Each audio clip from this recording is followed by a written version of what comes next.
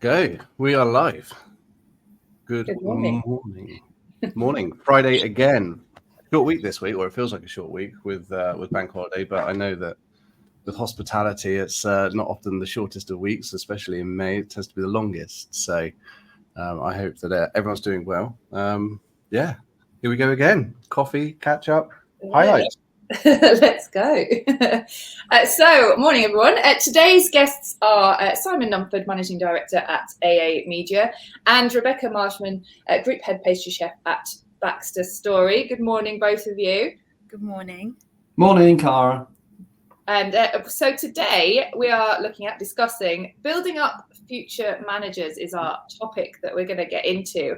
And taking a few key points from research by Gallup, I wanted to start with more than half of surveyed workers quit to get away from bosses.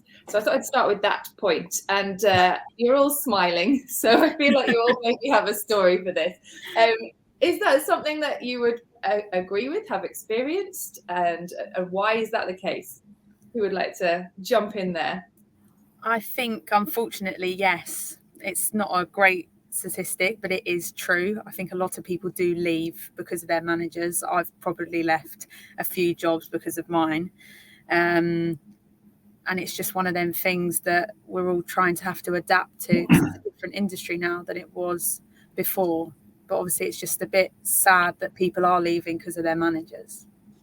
Yeah, I'm not surprised by the statistic, but I think it just shows you the importance of having, the importance of good managers, good people, and a good environment as a workplace, and to be an employer of choice. It's really, really fundamental now that you create a great environment that your people feel really comfortable in, want to work there, enjoy work, which I think is really important, and generally, have a good working relationship, not just with your manager, but across the team. I think that's the secret to success of having a really good cohesive team and a good working environment, which is, as we all know, with, particularly the vacancies we've got in hospitality and have done and continue to have, that is one of the biggest things you can do on top of obviously pay and all those other things that are important to actually, be attractive to someone who wants to join your company. There's so much to focus on now. There's so much expectations on general managers to not only manage the profit and loss of the organization, but also manage the needs of the team. What is it the managers who are looking at improving and looking at being better in terms of retaining their workforce should focus on first? What means the most to both of you? I would say, critical to all of this is communication. I think that underpins everything, really. If you're a good communicator, then you can negate a lot of the challenges that come along, and you can keep people together. And communication is really, really important and fundamental to that. I'm a great believer. My style is very much empowerment. So it's about, giving my management team, the confidence and the tools, and the structure they need to actually go and succeed. And my job, I see it, is just try and help them remove any barriers or challenges that come along the way and help them sort of navigate that. So I think it's empowerment's a good strategy for that. And obviously you have to then give your team trust and confidence, and allow them to actually just get up and do things. And with that comes you have to accept that, they might make mistakes along the way, but as long as they're learning from those mistakes, then that's really positive. I don't think personally micromanaging people works in today's workplace. And I think you just have to let people use their own initiative, enthusiasm, and see where it takes them. And I think that the results can, in my view, always can be very encouraging. I'll be very honest. I don't always feel that I am the best manager. I think that I am still learning on the job. I'm quite a young manager, and I feel that what I'm doing, I'm still learning as I'm going. I've made massive mistakes as a manager. I'll be very honest about it. I'm not going to sugarcoat it. But I'm learning from their mistakes. And I think that a year ago, I was a completely different manager to the manager I am now. And even the team around me, I've had positive feedback saying that you've learned, you've grown. I think my problem is I'm very passionate And sometimes it can come across as maybe aggressive, maybe that it's the wrong tone, but all it is passion. I'm very particular how I like things. Being a chef, I've grown up in the industry being screamed and shouted at. I don't have that approach at all, but there are times where I can feel myself getting to that stage, and I really now have to tone it down to be a better manager, because I don't want to be that person at all. And I think that it's really important that people know when they're not being a good manager. It's not just about people who you're managing, for them to be good at their job, for you to manage them. You always also have to take responsibility. And I feel like the past year I've took responsibility and I've learnt from people who are above me. And for me, that's been really important. And now I feel I am a better manager. And Rebecca, that's great to hear, because we all go through that. We all make mistakes. We continue to make mistakes. And I've always said, as you get older and you go into senior management, the one key, my golden rule is be kind. That's what I say that to everyone. And my approach is always human first, business second. So the first thing I'll ask someone is, how are you doing today? I want to know how that human being is doing today, how their day's going, what's on their mind. And then you can get on to work, because then it shows you genuine interest in that person, and you actually, you make it more. And I think it's really important to be honest. We all make mistakes. Sometimes we wake up grumpy and we're having a bad day from the moment we wake up. It's just human life, and it's about understanding. And I also think that it's about, I've always said, as I've gone through different managements, it's about learning about, well, I always try and treat someone how I would like to be treated myself. And I think that's a good golden rule in terms of, and then you can learn from that. Yeah, it's often such a missed thing, isn't it? Where you hire individuals to serve a purpose or a function or a role. But actually, what that has become quite commonly, not just in our sector, but many sectors, is that you treat that individual as a materialistic asset. They are there to come in to do the job.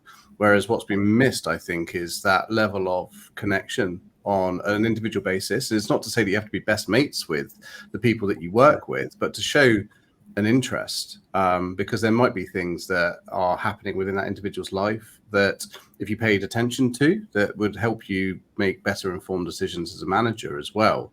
But it's interesting, Rebecca, your point that you were saying about, and again, I've been there myself, where you're a manager, you know what the goal is that you need to get your team to get to, and your lack of experience, maybe frustrations, emotional intelligence, and you go, well, just do it. Like, it's very simple. Just do the job that you need to do. Whereas in fact, actually, it takes time, it takes experience, and it takes working on yourself to be able to put that. Okay, right. So let's put a process in place. Do we understand what the task is? Are there any barriers to this? Is there anything that I need to do to support you? And it's so interesting, that journey, because I think we all go through that. Has been anything, Rebecca, that you've put in place over the last year or so that has allowed you to take a little bit of a longer journey, a deeper breath when it comes to those situations? For me, it's obviously been focusing on myself, and like you said about being kind, I always try and be kind. And I think that I need to remember that, yes, I love my job, I'm very passionate about it, but it is just a job and people are human. And I think that taking that step back, obviously there's a lot of pressure in the kitchen, there always is going to be that pressure, but taking that step back and thinking, actually, this is just a job, you need to focus on that person. Another thing I go back to is you saying, trying to be their friend. I've actually had it where I've been too friendly with them, and it's really trying to find that balance, because I've had it where I've had other managers say, the thing is, you're too nice to them, you're too friendly, you're too busy mates, and then I go the opposite, and it's like, you're too harsh, so it's really about finding that balance. And I'm still, like I said, I am a work in progress as a manager. And I think that it's really important to be honest about that. Because I went into it, I was quite young when I first became a manager. I'm still learning as I go. And I just think that it's really important that you've got to not be so harsh on yourself. I think I've been really harsh on myself the past year. Like, I'll go home and I won't sleep. I'll think about it. Like, have I upset this person? Did I do this wrong? Whereas now I go home and think, well, I don't make as rash decisions. So then when I go home, I don't have that, constant thought about work. I, try and take things aside, go for a long walk or do something I like at home. And I think that's important as being a manager, as we need to look after ourselves as well. Because I think you're at this high important status or wherever you are, because there's going to be managers way higher up than me that are even under more pressure.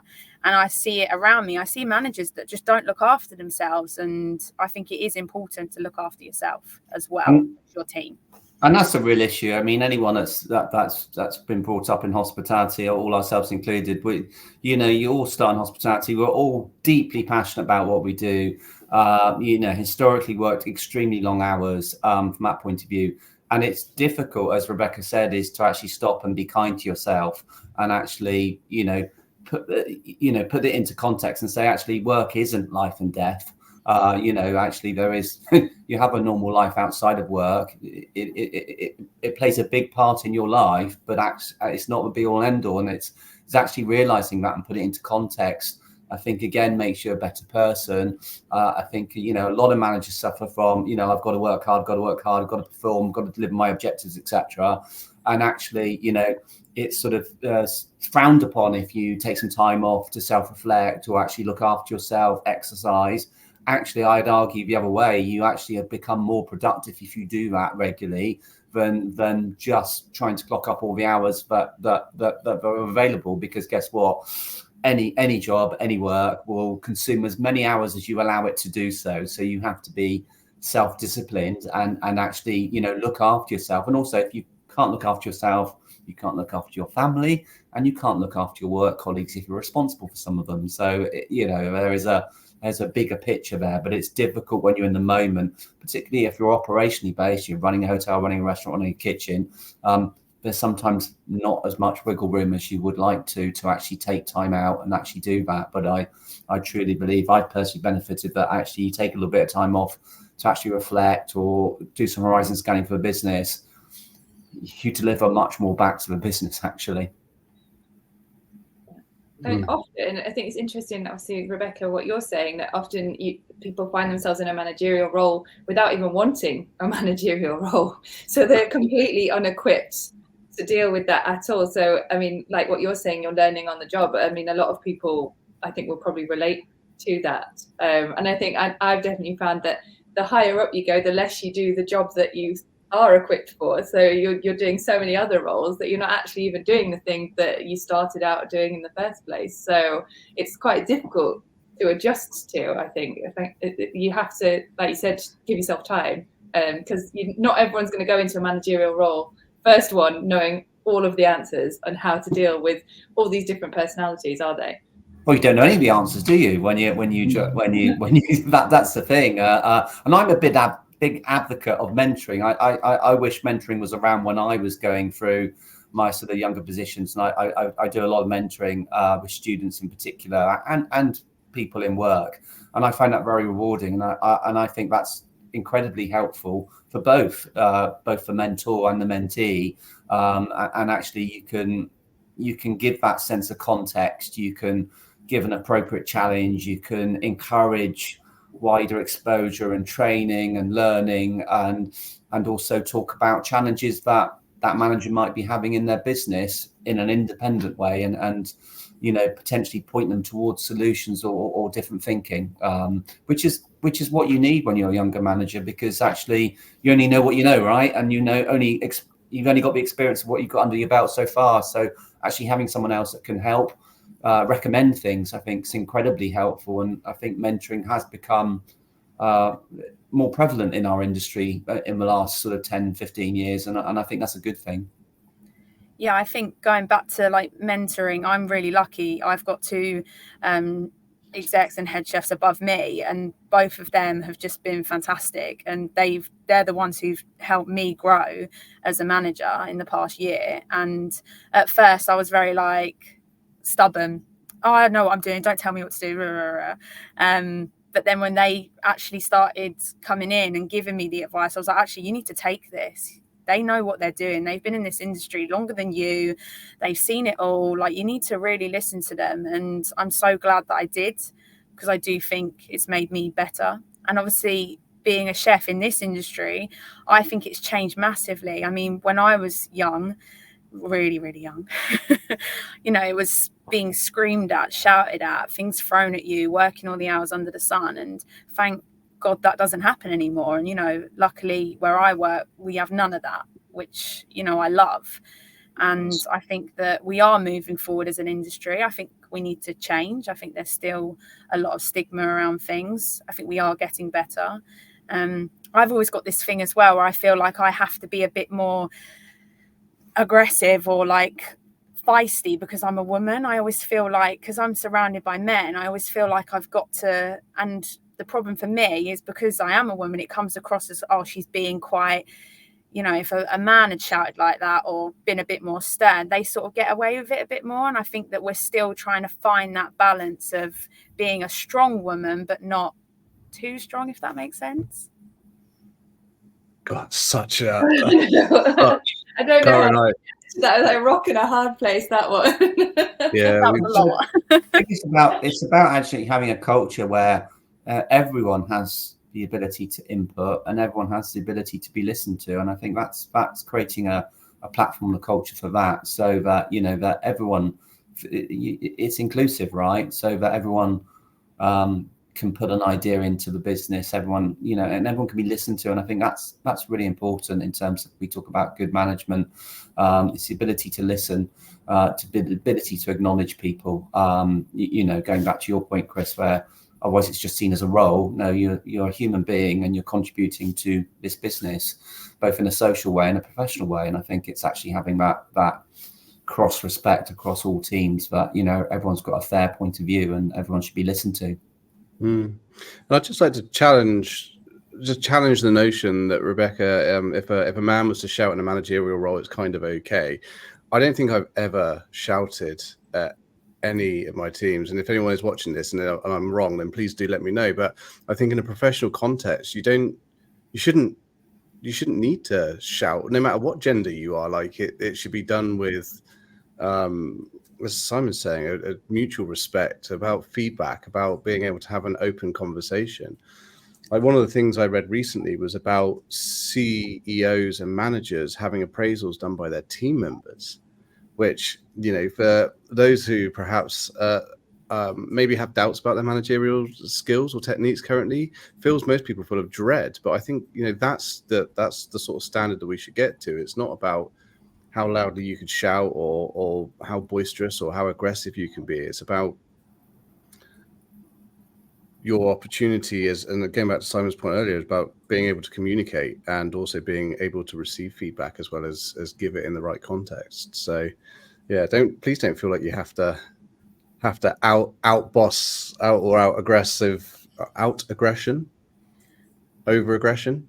No, I don't think it's like that anymore. I think it's just through the industry, how I've seen it and what I've grown up with in the industry, it is very male dominated. Of course. And I have seen things where men have, that's just them, that's the way they shout, that's how it is. But then when a woman does it, it does come a bit more, oh, she's got the ump and she's this and she's that, because I've seen it, I've been through it. Like I said, I do think it is changing. And luckily where I work, it's not like that. Here it's, we're all equal, which I really like. Simon, with the AA, obviously you're in touch with so many different hospitality businesses, all sizes and everything. And do you see the businesses that are developing and promoting within and in terms of managerial staff, do you see it that has a significant positive impact? And can you actually see that in comparison to maybe ones that aren't so good at doing that? Absolutely. I think you can, 2 points I make on that. One, a truly great hotel for me is a hotel that has a great soul, and a great soul only comes from the people that live and breathe that hotel, that hospitality and service. And when you get a really great hotel and a really great experience, it's palpable. I think you can see it. You can see it in the people. and there's lots of good brands and hotels out there that have great cultures, and you can see that because you can see it within the DNA of their people. They live and breathe it. So Red Carnation would be another great example where, you know, you just always get fantastic hospitality and service because you've got that underlying culture that comes through, which I know comes from the top and flows all the way down. Four Seasons, great culture. I could go on. There's loads of them, but it is, I think, super palpable that you can see that. And I also think you can see that in company cultures as well, where you've got a really good company culture, because guess what? That's expressed in, you know, really, you know, stickiness in terms of employee retention, and all those things. And the AA would be a classic example. I've never worked in a brand where we've had so many people that I've got. One of my guys is retiring this year. He's done 51 years in the AA group. Can you imagine a lifetime? I mean, that's just incredible. But we've got loads of people that have done 30 years, 35 years, which I think in this day and age is quite unusual, but it shows you I think it demonstrates the culture. And when everyone leaves the AA, the biggest thing, the number one thing, they all say the same thing. The biggest thing I'm going to miss is the people around me. Yeah. Because I love the people I work with. And I think that's the greatest compliment you can have in terms of a culture from that point of view. So yes, I think culture is really, really important. I think, as Rebecca said, you know, our industry is getting a lot better about this. It's had to get better because you know, retention and recruitment of talent has become so extreme. So you have to pay attention. So, you know, great working conditions, pay, etc. All of that's improved, but actually the time and effort that businesses are putting in to develop their own talent is becoming greater because they realize the benefit. Actually, if you grow your own talent, you save yourself a lot of money, and actually you can mold people into your future stars. And that's kind of quite rewarding as a business as well to do that in that respect. And yes, they could leave you, but they often come back as well. So, you know, and it's good that people move on. You know, it's really funny when people do leave, they hand the notice in. They're very sheepish normally and say, "Oh, you know, I've got something to tell you," and they go, "Well, I've decided to take this new job," and I go, "Amazing!" And they're so surprised with that attitude. And I said, "I'm really pleased for you. If they're moving for the right reasons to further their career, then you should be supportive of that. You should say, go and do it. Stay in contact. We're here to help you moving forward." Because whilst it's a big industry, it's actually a small industry in terms of networking and helping, and that's paid dividends over years because you just extend your network of people. Such a great point. Such a great point. Help those who want to leave in the right way, and they're more likely to come back if they feel that the move wasn't right, or they'll be your biggest promoters, as opposed to going down the road and saying how terrible it was, right? Yeah, and I've left places in my younger career where, you know, the owner's been, you know, a bit grumpy because you've left, you know, and that's, you know, gone somewhere else, and you know, but I didn't really like, you know, and they don't talk to you, and you think, oh, really, life's too short for that. It's just, you know, we're one big industry at the end of the day, and these things invariably come round, as you know, but you meet people that, you know, you're connected. We're connected to most people in hospitality anyway, and you know, in terms of working with each other or working with a different brand or different company. So, you know, I think it's so important. So, you know, I was told at a very early age, you know, never burn a bridge, because you never know when you might go over that bridge again, and that opportunity might come up again. So, you know, always try to leave on really good terms, professional terms, constructive terms, and keep that relationship going, because you never know. You know, sometimes I've had a phone call and said, "Simon, can you help me?" Or, "Simon, I've got this opportunity." You know, it leads to business as well. So that's part of, I think, our DNA in hospitality. You know, without people, we have nothing in hospitality. That's fundamental. Yeah. That's so true. It is so true.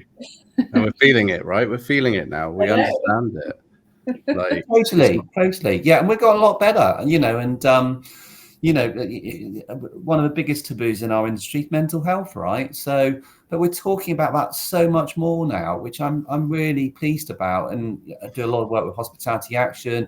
EAP scheme, etc., walk for wellbeing, and all of those things are great things to get people talking, because, you know, guess what? It's like life. You all have bumps in the road as you go through life, some more severe than others. But, you know, when I looked into it, you know, most adults in the UK have some form of mental health issue during their lifetime, you know, and most mental health issues are born by the age of 14.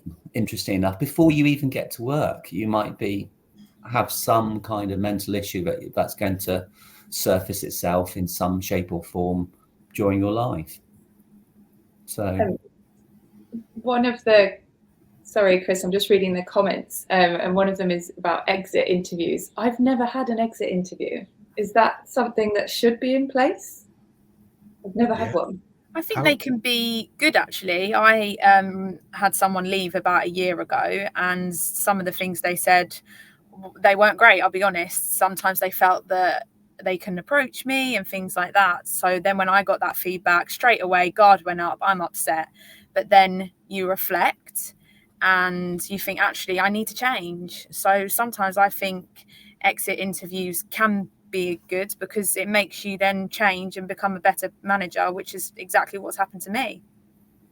I think there should be an exit interview, but not in a tick boxing exercise and where you're going through some standard questions. It would just be to take the time to connect with your employee, to see, you know, just check on their future path, to share any feedback, and to hopefully keep that door open in terms of, as I mentioned before, that connection, and offer them, you know, ongoing support, you know, because you never know. You know, I often find some people have moved on, they're going to a new job, they feel quite overwhelmed, they feel embarrassed to talk about it in their new organisation because they don't want to show that they're, you know, it's seen as a weakness or anything. So actually they can turn to someone that they've worked with before, get an independent view, and it just reassures them, because it's just essentially confidence at the end of the day. In my view, it's just being more confident in a new role. When you're out your comfort zone, you're in a new environment, new people, new objectives, new challenges, and sometimes that can be quite overwhelming. I feel like I've missed out. I think it's important for organizations, in order, if they really do want to get better in terms of their people practices, in terms of their culture, in terms of their internal processes and policies, they have to be prepared to receive feedback.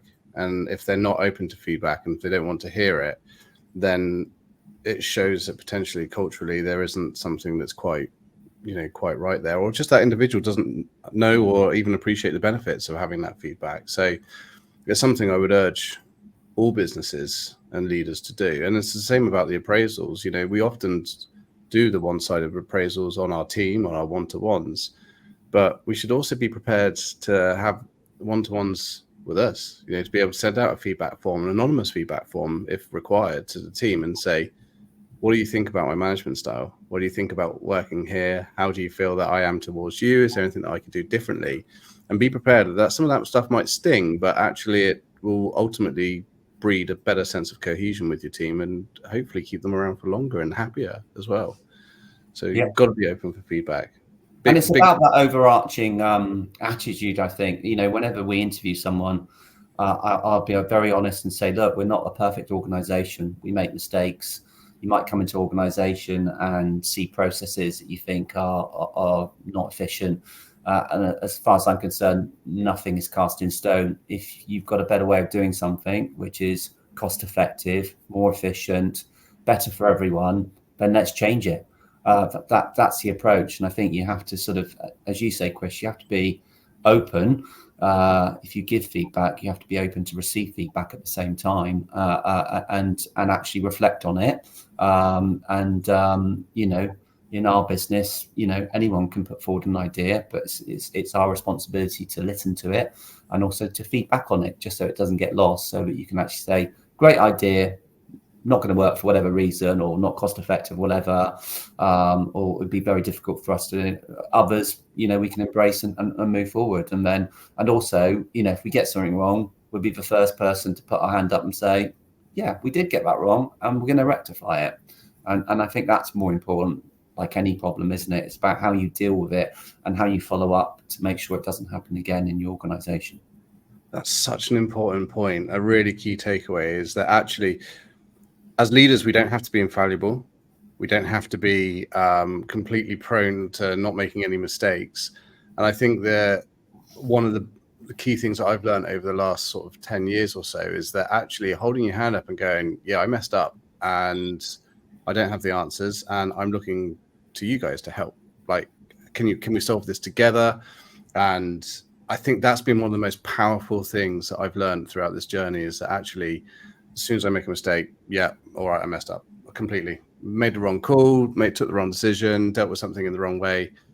How can I improve? What can we do differently? And I think that there goes against all of those years of like glide like a swan and paddle like crazy underneath. You know, it goes against that. And it's something that we try and challenge regularly with our managerial training and stuff. It's that actually you are human. Show that you're human. Show that you can make mistakes. And it's not reality that we all live in a perfect world and we always deliver a perfect job. And things go wrong all the time. And it's actually it's more about the recovery for me than actually. And also, you know, again, I have members of my team, they'll come to me and they'll go, oh my God, Simon, I've really mucked up. I've done really something really bad. And I'll go, well, I'm sure you haven't, you know, again, it's just work. So let's put it into context, you know, tell me about the situation. And then I'll say, you know, how can we resolve? What would you do to resolve this? And then normally we come up with a way of resolving it. And, you know, if we need to apologize to a customer because we made a mistake, we need to make some kind of reform of common sense, we'll do that because actually we're honest. Integrity is super important to our business. And that's, you know, and it's actually putting your hand up, as you say, and actually saying, look, I'm really sorry. We didn't get it right this time. We're going to put it right and we'll learn from this and hopefully we won't get it wrong again. I mean, you've all had managers. My final kind of question was over the years, are there any kind of key points that you've brought forward into your own management style that you've thought they were really good at that? That was something that I definitely would do when I'm in their role, or vice versa, is the things that you thought I'm never going to do that. That's terrible thing to do. Rebecca, did you, because obviously you're quite early in your career with managing, so did you have key points?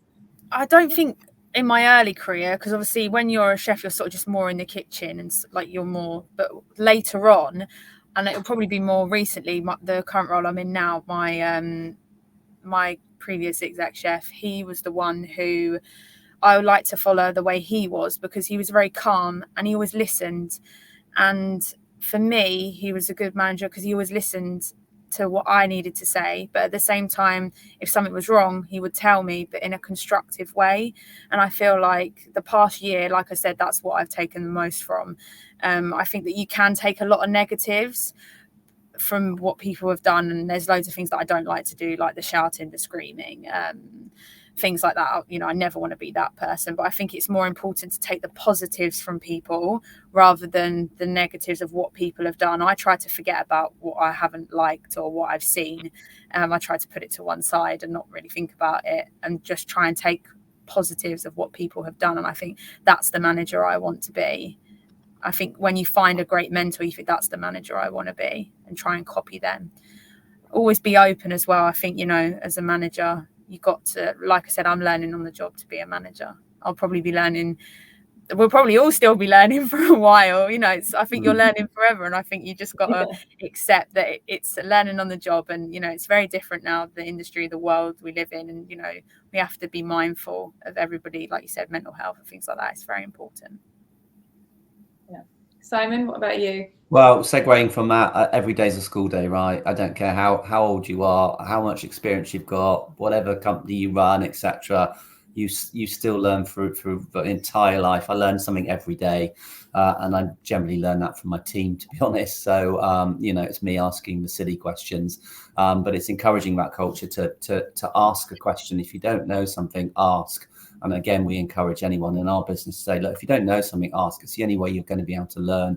But I guess the people I've worked with in the past, I guess the commonality there is that, you know, that the really good people, that they've inspired me, they've motivated me, they've challenged me, you know, and they've pushed me to go on other things. And I'd like to make sure that I try and do that with the people I work with, to make sure that they get the best of them, is part of the challenge of managing people as well, so that they can realize their full potential. I think that's what it's about, and encourage them to, sometimes take themselves out of their comfort zone and actually, experience new things, experience areas that they're not so familiar with, because that's how I think as you grow as a person, that's how you grow your experience and your skill set. But you need to have the appetite to do that. Not everyone wants to do that, and that's fine. But I think it does broaden your horizons, and it broadens your opportunities moving forward as well. Kris, anything left to add? I'm aware that we have slightly gone over time. And it wasn't my fault. Interestingly enough, actually, that I joke, but that is one of the biggest things I learned from so the last time I was employed, I had a great manager, a great boss. He empowered me very strongly. But one of the things that, as a brash sales manager who was always focused on targets and making sure the customer had the best experience and that logistically it all worked fine, was that it was very easy for me to go, this has gone wrong because of something in the process, or this has gone wrong because of someone, and something has happened. The delivery driver's got there late with some fruit and veg, or maybe the delivery time was wrong, or maybe the picker had picked it incorrectly. And one thing he always used to do, and that's now become part of my process, is he goes, don't blame someone else. What could you have done differently to change that? And I was like, at the first, I was like, well, nothing. I can't drive the van. He's like, no, but could you have given clear instructions? Could you have communicated clearly what time it needs to get there? Could you have put a special note on the account to say that they only have these type of strawberries at this particular type of year? And every single time, and by the end, I actually started to have that thought process and go, okay, so it's not someone else's fault. It's my fault. And what can I do to change that? How can I make sure that that doesn't happen again? And taking ownership for that whole entire process. And I think that's probably one of my biggest things that I've taken away over the last sort of 10 years or so. What about yourself, Cara? Oh, I think, we've covered most of the things, but my first editor that I had, he very much let you take ownership, and it was a lot of guidance, and it allowed you to make the mistakes to a point, because obviously that was in the days of print and didn't really want print mistakes. But yeah, and always I really think it's good to have a clear development plan, and this is where you can get to, and we will help you get there. And I think that's key, especially to retaining people. Again, that was a business I worked in for a long time, because there was always opportunity to grow, and I didn't have to go anywhere else, because I could get what I wanted career-wise in that business. So I think it's really key to allow people to grow and help them do that. But again, Simon, like you said, when you're ready to go and you found something to progress, I think to have that positive, go get it. You've worked hard for it. Go get it is vital when you're. Be delighted for that individual, because it's a great move for them. So. Yeah. So, yeah. What a great point to finish on. Well, as I said, we're a little bit over time. I am going to close it down now. Sorry, Kris. We're gonna call it a day. Thank you both, Rebecca and Simon, for joining us. I think that's been a fantastic discussion. I don't know about everybody else, but I've really enjoyed that, and I'm definitely going to take a few points away from it as well. And there's been lots and lots of comments, so if either of you get a chance to jump on LinkedIn and have a little look, maybe you can answer some of those. That'd be great. I'm sure people would appreciate the feedback. So next week we've got Scott Turner, who's the founder of Auden Hospitality, and Sophie Taverner, head chef at Lost in the Lanes, and that will be at 9:30. We're not changing the times, so 9:30 next Friday. We'll see you all again here with a coffee, ready to have another, hopefully as equally interesting and inspiring discussion. No pressure. Thank you, Rebecca. Thanks, Simon. Cheers, Cara, as always. Thanks. Have a great weekend. Thank you.